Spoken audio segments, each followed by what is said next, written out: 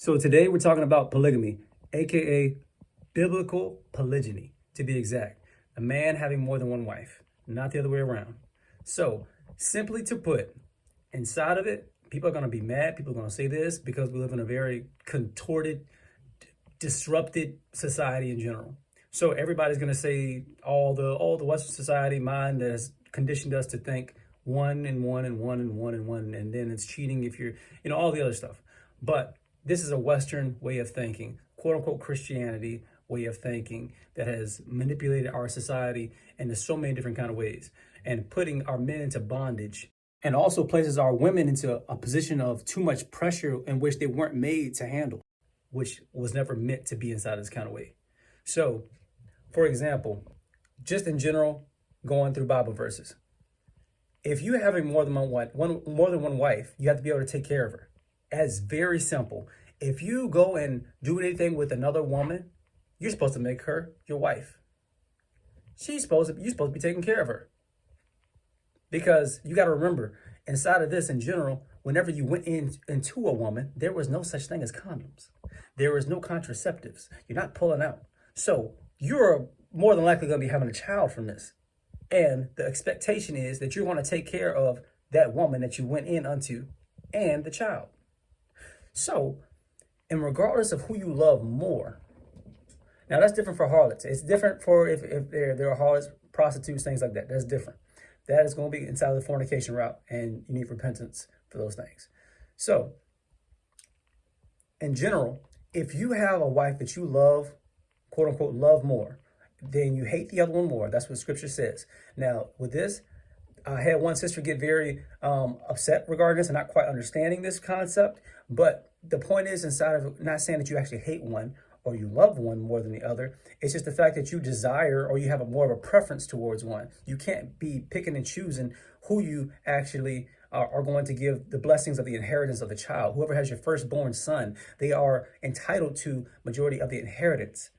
Regardless of how you feel, this takes the man's emotions out of the picture. And then number two inside is going to be lust. Inside of our today's society, lust, it rules so much of this. And it taints women's perspective of it, because men, majority of men, do go into it carnal minded. And they go into it like, oh yeah, I can do this. And the whole point is it's not supposed to be multiple partners laying together at one time. And that's where a big misconception is as well too. They're supposed to have their own house. A woman's supposed to have her own tent, supposed to have her own this. And it's not supposed to be a quote unquote together in the same bedroom, if that makes sense. So the whole point inside of it is understanding that that is the rule. You're supposed to be able to take care of these children. You're supposed to be able to take care of your wives. If you can't take care of your wives and you're not meant to be having more than that, then what you can do. So, and that does not mean you're supposed to be the richest of the rich, supposed to have the luxury house, supposed to have this. No, this is about your standard amount of being able to take care of having shelter, the food, the water, just taking care of them in general. It's not about the extent. And that's where society has shifted us so much.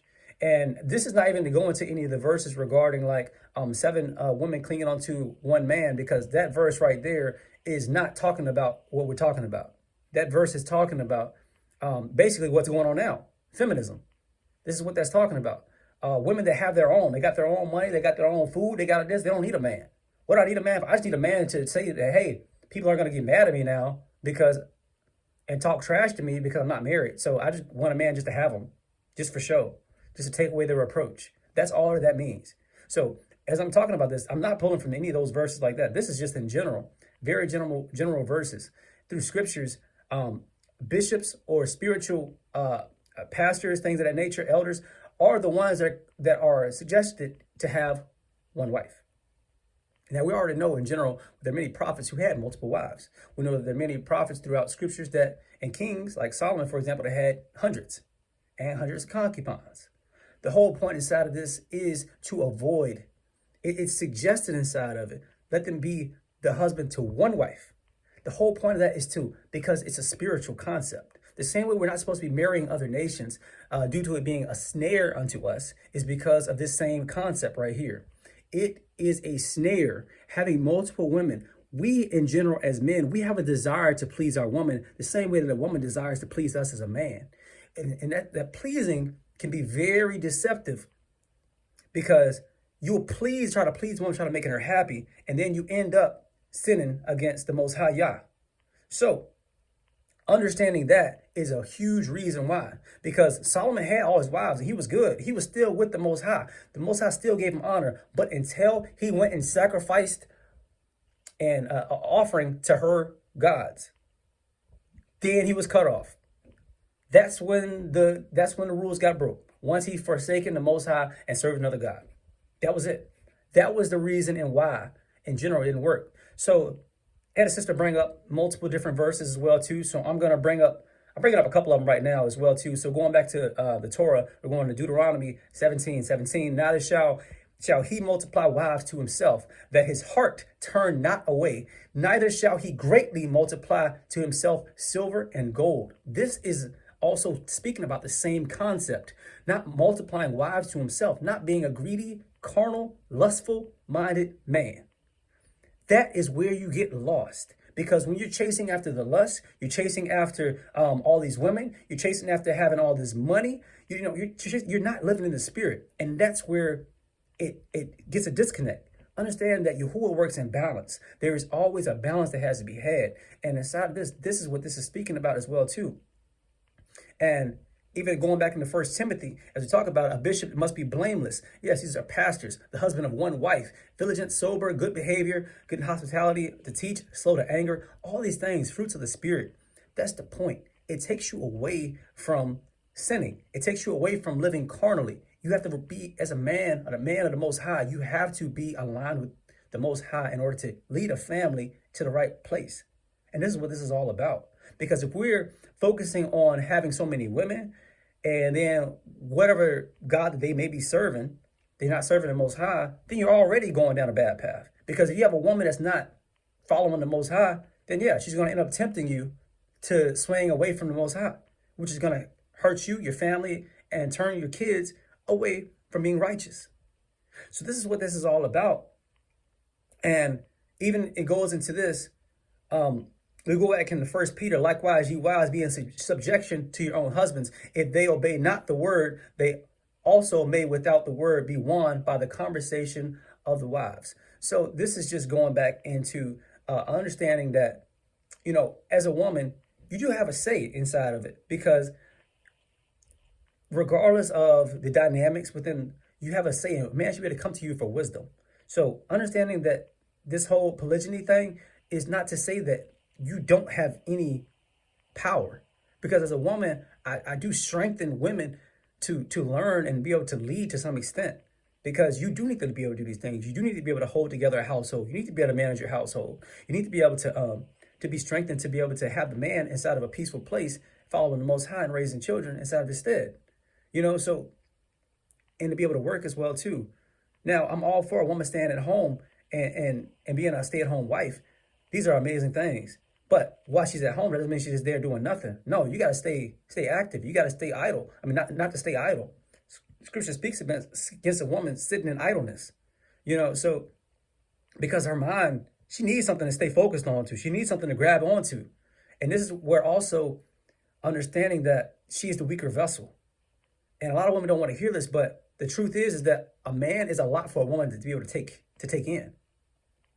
We come in. You are the receiver.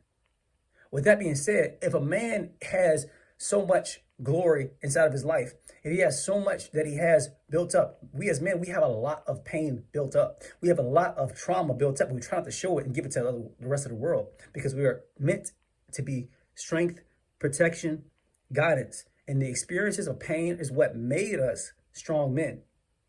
And the thing is that we try to shelter our children and our wives from this. So with that being said, a woman typically cannot handle the extent of a man. And that's why you have so many men that say when they start bringing up things that they don't feel safe to bring up things with their woman, because she can't handle it.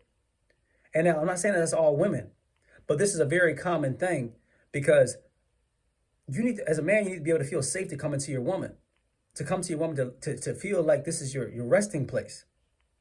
Now, if a woman's being bombarded with, he's got this going on, he's got this going on, get this going on, he's got stress going on, she's got to work, she got this, she's not able to handle all that. Emotionally, she's not meant and created to handle that level of pressure. So having a sisterhood inside of there assists, because you are both loving the same man. You are both doing the Most High's work to be able to have righteous children through him. And so you're able to help one another as well. And no, this is not about no woman with a woman, land with a woman as well too. That is not anything. That's going right back into lust and evilness. So when we're talking about polygyny, polygamy, this does not mean the girl on girl, the guy. No, this is not that. Understand, that's not biblical.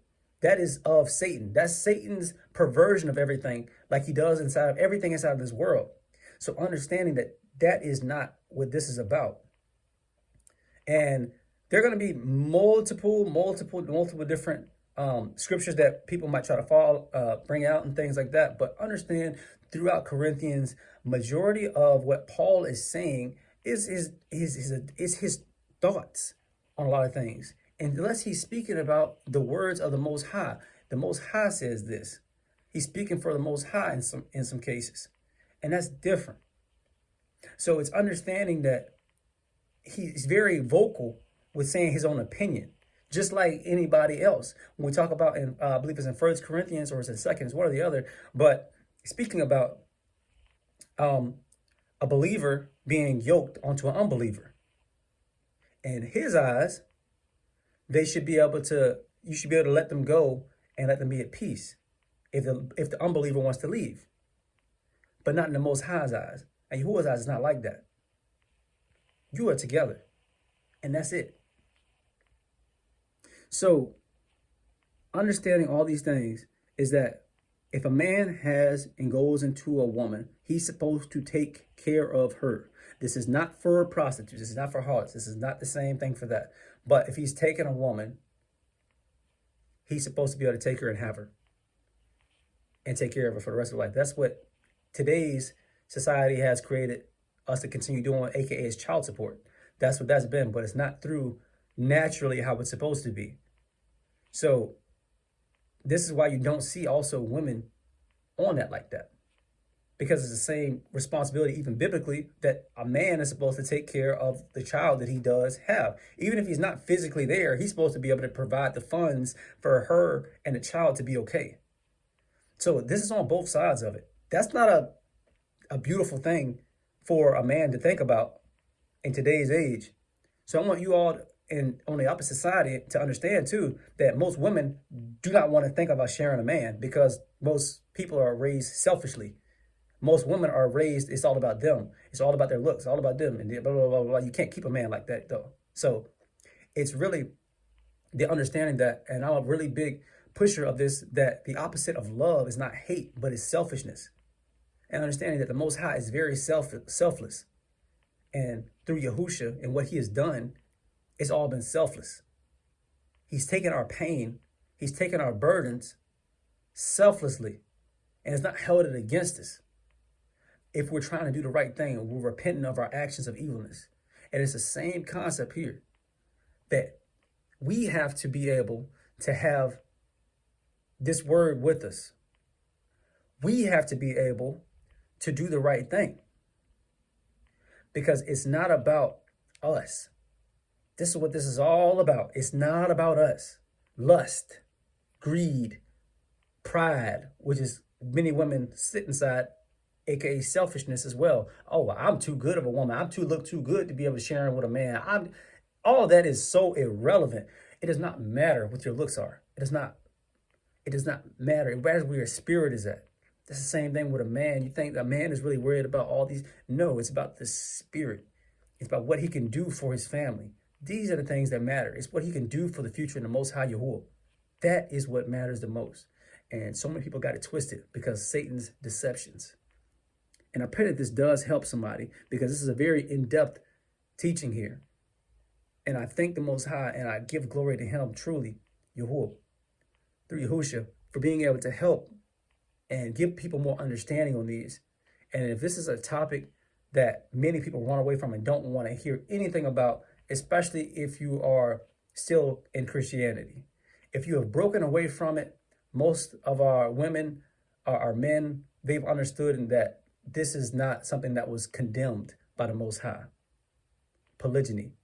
But inside of the camps and things of that nature, it has been manipulated by Satan. And that's the problem. Men wanting to have men and their woman, their wives together and sleeping with them at the same time, things of that nature. It's just all unbiblical. It's all just not going the right direction the way it's supposed to be. So what the Most High has brought to me to be able to bring to others is the truth about it. The true ways of polygyny and how it's supposed to be. It's not supposed to be about the lustfulness of a mate. It's not supposed to be about having the sexual desires from another woman. No, it's about being able to raise righteous children. It's about being able to lead and have more and multiplying the earth with righteousness. This is what it's about, being able to build your own community as well, too. And people don't realize that we are tribes, we're nations. We're built to create our own nation. You cannot do that at waiting a year after a year just for one, just for maybe one, just for maybe another one, maybe possibly you might get two. You can't do that. You can't build a nation like that. So the whole point is to be able to bring a kingdom, the Most High, Yahuah's kingdom of heaven onto earth as it is in heaven. And it takes a tribe. It takes righteousness in order to do that. And I pray that this does help. Glory to the Most High and all praises to Him.